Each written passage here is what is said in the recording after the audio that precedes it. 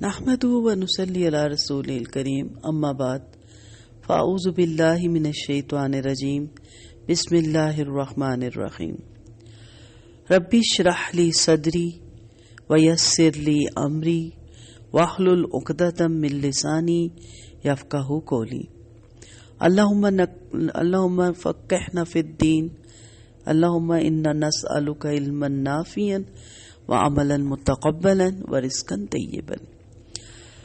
ہم نماز قائم کرنے کا طریقہ سیکھ رہے ہیں۔ اللہ تعالی ہمیں اب توفیق دے، اللہ کی مدد شامل حال ہو کہ ہم اپنی نمازوں کو بہترین طریقے سے ادا کر سکیں۔ سورۃ فاتحہ کی 3 آیات ہم نے شعور کے ساتھ سیکھنے کی اور پڑھنے کی اور سمجھنے کی کوشش کی۔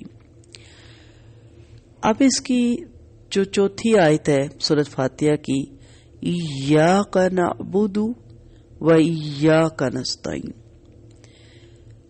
ہم صرف تیری عبادت کرتے ہیں اور صرف تجھ ہی سے مدد مانگتے ہیں۔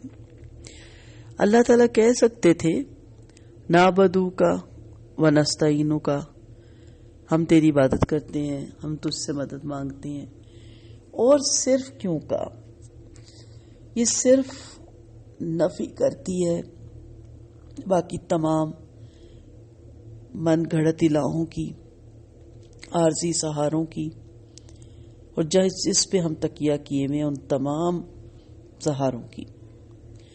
ہم تیری ہی عبادت کرتے ہیں۔ وَإِيَّاكَ نَسْتَعِينُ۔ بعض سلف کا فرمان ہے کہ سارے قرآن کا راز سورۃ فاتحہ میں ہے اور پوری سورت کا راز اس آیت میں ہے۔ پہلے حصے میں شرک سے بیزاری کا اعلان ہے اور دوسرے حصے میں اپنی طاقتوں اور قوتوں کے کمال کا انکار ہے اور اللہ تعالیٰ کی طرف اپنے تمام کاموں کی سپردگی ہے۔ اس آیت میں اللہ تعالیٰ سے خطاب کیا گیا جو نہایت مناسبت رکھتا ہے، اس لیے کہ جب بندہ اللہ تعالیٰ کی صفت و ثنا بیان کرتا ہے تو قرب الہی میں حاضر ہو جاتا ہے۔ اللہ کے حضور جب وہ پہنچ گیا، اب اس کے مالک کو خطاب کر کے اپنی ذات اور مسکینی کا اظہار کرنے لگا اور کہنے لگا اللہ ہم تیرے غلام ہیں حقیر سے اور اپنے تمام کاموں میں تیرے محتاج ہیں۔ وَإِيَّاكَ، اور صرف تیری ہی ہم عبادت کریں گے۔ عبادت کا روٹ دیکھیں تو پھر آپ کو سمجھ آئے گا یہ ایا کیوں کہا گیا۔ عین با دال عبد، بندگی، عبادت اور غلام، تینوں اس کے روٹ نکلتے ہیں۔ اسے سمجھنے کے لیے غلامی دور اور غلام کو سمجھنا نہایت ضروری ہے، اور غلام کے اور نوکر کے فرق کو جاننا بھی بہت ضروری ہے۔ غلام نسل در نسل غلام ہوتا ہے، اس کے بڑے اور آنے والی نسل بھی غلام ہوتی ہے، اور وہ اپنے آقا کے ہر فیصلے پر راضی ہوتا ہے، جبکہ نوکر جو کام کرتا ہے اس کا اجر لیتا ہے، اور اگر نہ دل کرے تو نوکری چھوڑ دیتا ہے۔ اسے ایکسٹرا کام کے تو وہ اس کی مرضی ایکسپٹ کرے، مرضی ہے تو نہ ایکسپٹ کرے، لیکن غلام کسی صورت اپنی مرضی سے نہیں زندگی گزار سکتا۔ اس طرح ایک بندہ مومن اللہ کا غلام ہے، اور وہ وہی کام کر سکتا ہے جو اس کا مالک، اس کا اللہ اس کو حکم دیتا ہے۔ اب جب ہم اس کے غلام ہیں، اس کی بندگی کر رہے ہیں، اس کے عبادت گزار بندے بن رہے ہیں، تو پھر وہ جو حکم دیتا ہے نا، بعض حکم ہمارے مفاد سے ٹکراتا ہے جو دنیاوی مفاد ہم نے بنا رکھے ہیں، جبکہ اللہ اور اس کے نبی کا کوئی حکم ایسا نہیں۔ بعض ہمارے نفس سے ٹکراتے ہیں، بعض ہماری انا سے، تکبر سے ٹکراتے ہیں، بعض ہمیں شیطان مشکل بنا کے بتاتا ہے۔ لیکن یہاں ہم اس چیز کی تجدید ایمان کرتے ہیں کہ اللہ مشکل لگتا ہے، ناممکن لگتا ہے، بظاہر تھکا دینے والا لگتا ہے، اور اس پہ عمل کرنا ہمارے نفس پہ گرا گزرتا ہے، اور بعض دفعہ دل بھی نہیں چاہتا، انسان ہے نا، یہ سارے تقاضے فطرت میں ڈال کے اللہ نے کہا نا کہ اب آؤ. بعض دفعہ شیطان بھی اس کو بہت مشکل بنا دیتا ہے، لیکن انسان اس غلام کی طرح جو تھکا ماندہ بیٹھا ہے لیکن آقا کی آواز آئی وہ بھاگتا ہے، کیونکہ اس کا آقا ہے نا، ایک دم جی حضوری کرتا ہے. وہ یہ نہیں بتاتا کہ آقا میں تھک گیا تھا، میں سونے لگا تھا، مجھے بھوک لگی تھی. وہ سیدھا کھڑا ہو جاتا ہے، جی آقا، اور جو آقا اسے کہتا ہے وہ کر گزرتا ہے. تو بندہ بھی ہر حال میں اٹھتا اور کہتا ہے اللہ دل نہیں چاہ رہا تھا، بہت سے دل میں نفسانی خواہشات تھی، دنیا میں بڑی لذت تھی، لیکن میں نے تمام چیزوں کو صرف اور صرف تیرے لیے چھوڑا، تیری غلامی کے لیے چھوڑا، تیری بندگی کے لیے چھوڑا. اس لیے میں صرف تیری بندگی کرتا ہوں کیونکہ میں صرف تیرا غلام ہوں. تو یا کہہ کے کہ صرف کا تیری ہی میں بندگی کرتا ہوں، تمام من گھڑت الہوں کی جڑ کاٹ دی. ایک بزرگ نے غلام خریدا. اب جب وہ بزرگ غلام خرید کے لائے، مجھے ان کا نام نہیں یاد، میں نے یہ واقعہ کسی بکس میں پڑھا تھا. سوال کیا غلام سے تمہارا نام کیا ہے؟ جواب دیا جس نام سے میرا آقا مجھے پکارے. پھر آقا نے سوال کیا کیا کھاؤ گے؟ غلام نے کہا جو آقا کھانے کو دے گا.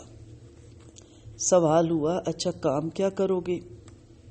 تو غلام نے عاجزی سے کہا جو آقا حکم دیں گے. پھر آقا نے سوال کیا کہاں رہو گے؟ جواب آیا جہاں آقا رکھیں گے. وہ بزرگ رونے لگے. غلام پریشان ہوا اور اس نے کہا کہ آقا مجھ سے ایسی کیا کمی کوتاہی ہوگی، ابھی تو میں آیا ہوں، میں نے آپ کا کہاں دل دکھایا کہ آپ رونے لگے؟ بزرگ جواب دیا بزرگ نے کہ میں نے تمہیں ابھی لے کے آیا ہوں خرید کے، نہ تمہیں کوئی میں نے نعمت دی، نہ تمہیں کسی بخشش سے نوازا، اور تم میں اتنی عاجزی. تو بزرگ نے اس کو آزاد کیا اور کہا میرے پاس رہو تاکہ میں اپنے حقیقی آقا کی غلامی کرنا سیکھ سکوں. اس طرح کی غلامی مطلوب ہے اللہ کو. نماز میں جب ہم یہ کہتے ہیں نا ایاک نعبد، تو اس چیز کا اظہار دل سے کریں کہ جس حال میں میرا رب مجھے رکھے، جو میرا حقیقی مالک اور آقا ہے، میں اس حال میں راضی، اس نام پہ راضی، اس کے دیے ہوئے رزق پہ راضی، اس کے دیے ہوئے ٹھکانے پہ راضی. میں ہر حال میں اس کی غلامی میں رہوں گا، اس کی غلامی سے کبھی بھی اپنے آپ کو باہر نہیں نکلوں گا. یہ ہے اصل حقیقت ایاک نعبد کی، صرف اور صرف تیری غلامی. شکوہ نہیں کہ مجھے تھوڑا کیوں ملا، فلاں کو زیادہ کیوں ملا. گلہ نہیں کہ میری صحت اچھی نہیں، باقی تو سب کی بہت اچھی ہے. افسوس نہیں کہ اللہ مجھے اولاد نہیں دی، باقی سب صاحب اولاد ہیں. کسی چیز کا قلق، دکھ، غم، پریشانی کچھ بھی نہیں. اپنے رب سے کوئی شکوہ نہیں، کوئی گلہ نہیں. اس کا شکر، اس کی ہزارہ نعمتوں کا شکر. دکھ تو انگلیوں پہ گنے جا سکتے ہیں، 5 ہوں گے، 10 ہوں گے، 50 ہوں گے، 55 ہوں گے، 100 ہوں گے، آخر ایک جگہ آ کے رک جائیں گے. لیکن اس کی نعمتیں گن نہیں سکتے. سارے سمندر سیاہی بن جائیں، سارے درخت قلم بن جائیں تو لکھتے چلے جائیں، پھر بھی اس کی نعمتیں آپ لکھ نہیں سکتے. یہ غلامی چاہیے، اس کے در کے سوا کوئی در نہیں چاہیے. اس سارے در کو چھوڑ کے اس کے در پہ ہم آتے ہیں، اور اگر سارے دروں سے دل لگا کے ہم اس کے در پہ آتے ہیں تو اللہ جانتا ہے جھوٹ بول رہے ہیں. وَإِيَّاكَ نَعْبُدُ، ٹوٹلی جھوٹ بول رہے ہیں. ان کا الہ ان کا نفس ہے، ان کا آقا ان کا اپنا خواہش نفس ہے جس کے پیروکار ہیں یہ تکبر کے مارے ہوئے، غرور کے مارے ہوئے، انا کے مارے ہوئے، شرک کے مارے ہوئے، یہ دوسروں پہ توکل کرنے والے، یہ دوسروں پہ اپنے زور بازو پہ بھروسہ کرنے والے، یہ اپنی دولت پہ مان کرنے والے لوگ ہیں۔ یہ جھوٹ بولتے ہیں کہ وہ ایاک نعبد، یہ راضی ہی نہیں ہے مجھ سے۔ دل سے کہیں کہ اللہ میں ہر حال میں راضی، تیری غلامی سے باہر کبھی بھی نہیں نکلوں گا۔ حضرت ادم رحمۃ اللہ علیہ سے ایک آدمی نے درخواست کی کہ مجھے کچھ نصیحت کریں۔ حضرت ادم رحمۃ اللہ علیہ نے فرمایا 6 خصلتوں کو قبول کر، اس کے بعد تجھے کبھی نقصان نہیں ہوگا۔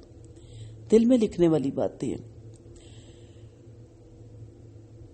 پہلی بات کیا کہا گیا کہ اگر تو گناہ کرنے لگے تو اللہ کی روزی نہ کھانا۔ جواب ملا اس نے تو رزق دینا ہے، وہی تو رازق ہے، پھر کہاں سے کھاؤں؟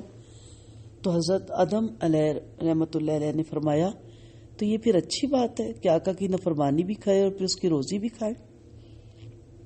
آپ سوچے نا، کون آپ کو رزق دیتا ہے؟ اللہ دیتا ہے، اور اس کی پھر نافرمانی سامنے رزق کر کے کہتے یہ بھی کوئی کھانا ہے۔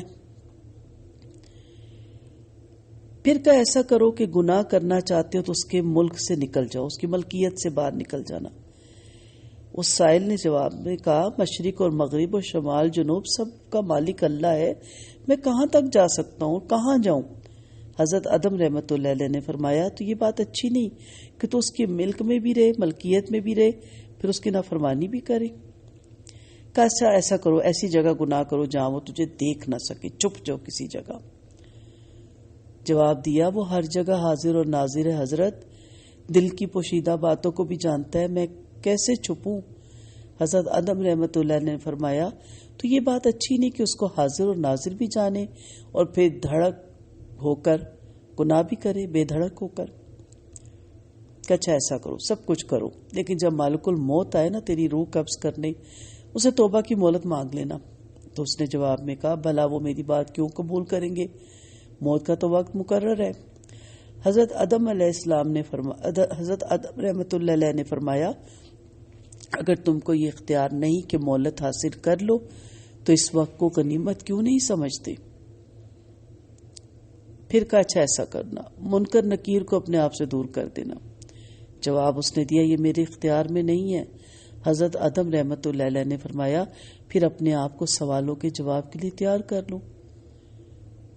کہ ایسا کرو قیامت کے دن دوزخ میں جانے سے صاف انکار کر دینا۔ اس نے کہا وہ زبردستی گھسیٹ کر لے جائیں گے حضرت، میرا انکار کی وہاں کیا اوقات؟ پھر حضرت ادم رحمۃ اللہ علیہ نے فرمایا پھر گناہوں سے باز کیوں نہیں آ جاتے ہو؟ یعنی یہ ساری تربیت کرنے کا مقصد کیا تھا؟ مقصد یہ تھا کہ ہم باز کیوں نہیں آتے؟ ہمیں باز آ جانا چاہیے نا۔ نماز میں ایک نماز سے دوسری نماز تک ہر شرک سے باز آ جائیں، شرک اکبر، شرک اصغر، ہر طرح کی نافرمانی سے، اور ہمارے لیے شریعت اتری، ہم ہر طرح کی نافرمانی سے بچ سکتے ہیں۔ تو یا صرف کہا تیری، یہ کہہ کر نفی کر دی باقی تمام الہوں کی، اور اعزاز دیا اللہ کو کہ صرف یہ اعزاز اللہ ہی کو حاصل ہے کہ اس کی بندگی کی جائے۔ ہر قسم کی غلامی سے مکمل آزادی کا اقرار ہے۔ اصل میں اس بات کا اعلان عام ہے کہ انسان کو مکمل اور بھرپور آزادی ملنی چاہیے۔ یہ جو توہمات اور خرافات ہے اس سے آزادی، یہ غلط اطوار اور رسم و رواج کی پابندی سے آزادی، اور باطل نظام کی زندگی کی اطاعت سے آزادی۔ ہم بچیوں کی شادی کرتے ہیں، بچوں کی شادی کرتے ہیں، جہیز بری اور ایک سرے سے پکڑے اور آخری سرے تک چلے جائیں رسم و رواج، انسان پاگل ہو جاتا ہے۔ اور پھر نماز میں کھڑے ہوئے کہتے ہیں ایاک نعبد و ایاک نستعین، اس کے بندے تھے، اس کے غلام تھے، تو اس کی نافرمانی کر کے کیسے کہہ سکتے آپ؟ اس کی نافرمانی نہیں کرنی چاہیے تھی آپ کو۔ پھر کسی کی ڈیتھ ہو جاتی ہے، جمعرات چلیسویں کل سب کچھ کر کے، اور ساتھ ہی نماز میں کھڑے ہو کے کہتے ہیں ایاک نعبد و ایاک نستعین۔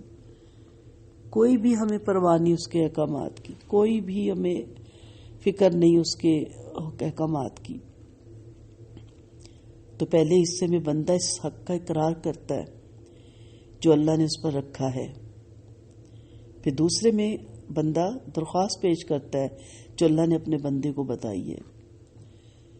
یہ بعد میں کریں گے، پہلے دیکھ لیتے ہیں کہ عبادت ہے کیا. پہلے تو ہم نے ملازم غلام بن کے دیکھا نا، اب اس کی عبادت ایک قلبی ہوتی ہے، ایک بدنی ہوتی ہے، ایک مالی ہوتی ہے. قلبی توکل، خوف، رجوع، محبت، تذلیل اور خشوع سب اللہ ہی کی طرف. بدنی فرض نماز، روزہ اور حج دوسرے احکام الہی. اور مالی زکوٰۃ، صدقات، خیرات، قربانی، نذر و نیاز سب اللہ کے لیے. اب آپ دیکھ لیں کہ ہماری یہ کس کے لیے ہوتی ہیں یہ چیزیں، کن کن کے نام کی چڑھاوے ہیں، کن کن کے نام کی دیگیاں اور کن کن کے نام کی ہم تہوار مناتے ہیں اور کس کس نام پہ ہم ساری رسومات کرتے ہیں. میں اس کی ڈیٹیل میں نہیں جا رہی. توحید کی 3 قسمیں ہیں، توحید ربوبیت، اور اسی طرح جو اس کی دوسری قسم ہے وہ توحید الوہیت اور توحید صفات.